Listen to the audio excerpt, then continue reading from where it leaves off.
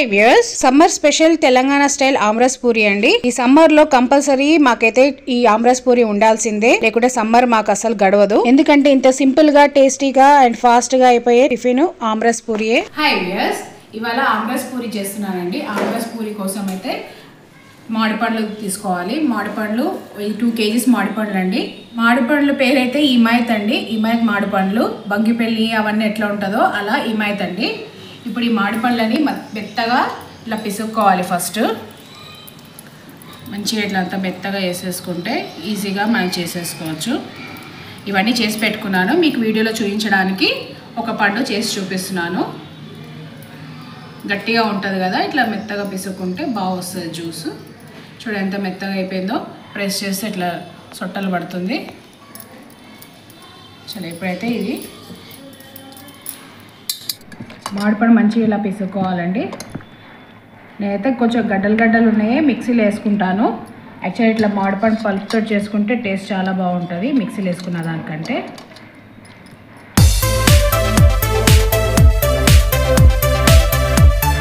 ఇలాగే ప్రతి పండు పిసుక్కోవాలండి. పైన ఇది తీసేయాలి కాడ.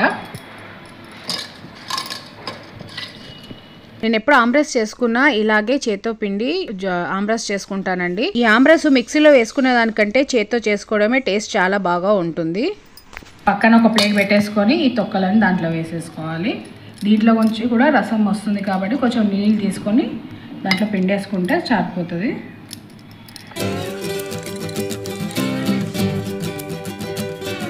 Tasty mango juice. ఈ మామిడిపండు తొక్క నుంచి ఇంకా గుజ్జు వెళ్తుందండి. సో నేను దీన్ని వాటర్ పోసుకొని చింతపండు ఎలా పిసుకుంటామో అలా పిసుకుంటే ఆ గుజ్జు అంతా బయటకు వస్తుంది. కొద్దిగా వాటర్ పోసేసుకొని కొంచెం ఇట్లా పిసుకుంటే చూడండి ఎంత గుజ్జు వస్తుందో. ఇది తీసేసుకొని మిక్సీలో ఒకసారి తిప్పుకుంటే సరిపోతుంది. ఇట్లా పిప్పి అంతా తీసేయాలి. చూడండి ఈ తోలు నుంచి కూడా, మామిడిపండు తోలు నుంచి కూడా ఇంత గుజ్జు వచ్చింది. ఇది మాత్రం మనము మిక్సీ జార్లో వేసుకొని పేస్ట్ చేసుకుందాము. మామిడిపండ్లు స్వీట్గా చాలా బాగుందండి. సో కొద్దిగానే వేస్తున్నా చక్కెర. ఇది మిక్సీ పట్టేసుకుందాము. దీంట్లో నుంచి కూడా కొద్దిగా మామిడిపండు జ్యూస్ వేసేస్తున్నాను. ఏదైతే గడ్డలు ఉందో అది వేసేస్తున్నానండి. ఇట్లా పలుపుతోటి ఉంటే టేస్ట్ చాలా బాగుంటుంది. కొద్దిగా దీంట్లో కూడా షుగర్ వేసేసుకొని ఒక స్పూన్తో కలుపుకోవడము, లేకుంటే కవ్వంతో ఇలా చిలికించుకుంటే సరిపోతుంది. గడ్డలు ఏమన్నా ఉన్నా చిన్నవి అవి స్మాష్ చేసేస్తుందండి కవ్వము.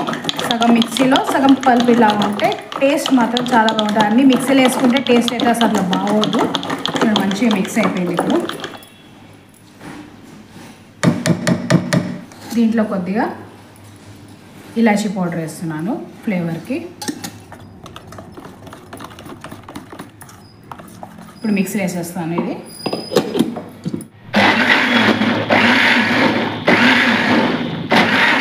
కొద్దిగా ఆపుతూ ఆన్ చేస్తూ ఆపుతూ గ్రైండ్ చేసుకోవాలి.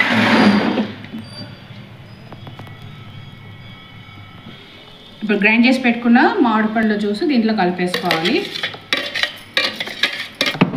చూడండి మంచిగా ఇలా థిక్గా ఉంటుంది. దీంట్లో కావాలంటే డ్రై ఫ్రూట్స్ కూడా వేసుకోవచ్చు, కానీ అయితే మామూలుగా ఎప్పుడు ఎట్లా వేసుకుంటామో మనం ఇంట్లో అలానే చేసి చూపిస్తున్నాను.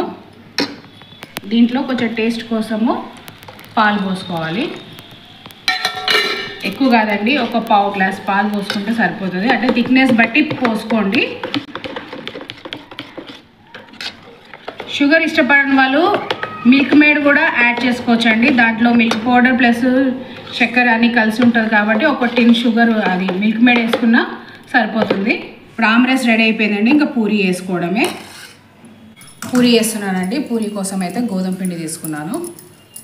ఇప్పుడు పిండి జల్లెడ పట్టేసుకుందామండి.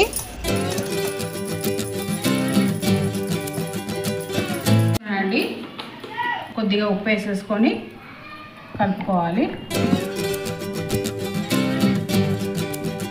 కొద్దిగా వాటర్ పోసుకుంటూ గట్టిగా తడుపుకోవాలి. పూరి కోసము చపాతీ పిండిలాగా తడుపుకోవద్దు. చపాతీ పిండిలాగా తడుపుకుంటే ఆయిల్ పీల్చేస్తుంది ఎక్కువ, కాబట్టి కొంచెం గట్టిగా కలుపుకోవాలి.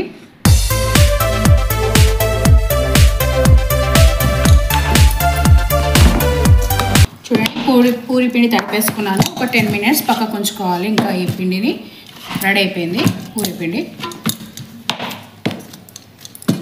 స్టవ్ పైన కడాయి పెట్టేసుకొని ఆయిల్ పోసేసుకోవాలండి.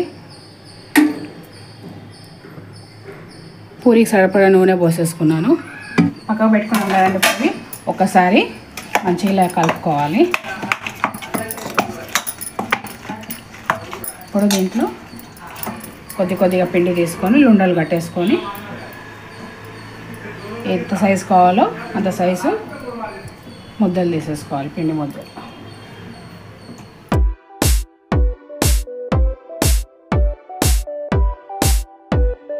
నేనైతే పొడి పిండిలోనే అద్దుకొని చేసుకుంటానండి.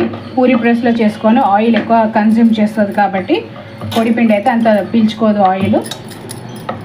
తింటే కూడా పూరి తిన్నట్టు ఉంటుంది, లేకుంటే ఆయిల్ తిన్నట్టు అనిపిస్తుంది నాకు.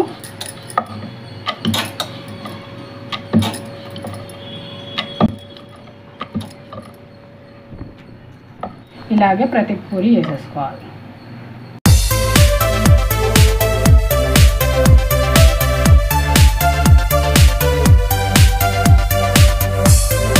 కొందరికి గోధుమ పిండి పూరీలు తింటే వేడి చేసి మోషన్స్ పెడుతుందండి.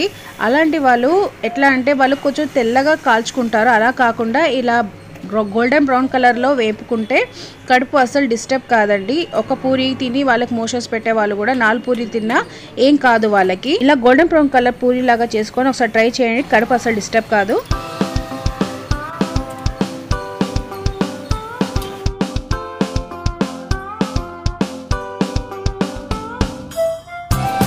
ఈ ఆమ్రస్ ఒక గిన్నెలో వేసేసి ఇంకా మనం పూరితోటి సర్వ్ చేసేసుకోవచ్చు అండి. టేస్ట్ చాలా బాగుంటుంది. ఒకసారి ట్రై చేయండి. సమ్మర్లోనే కదా ఇలాంటివి ఎంజాయ్ చేసేది మనము.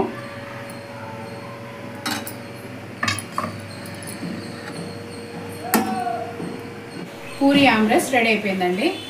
వేడి పూరితో మనం ఆమ్రస్ ముంచుకొని తింటే టేస్ట్ చాలా బాగుంటుందండి. Summer special aamras puri ready.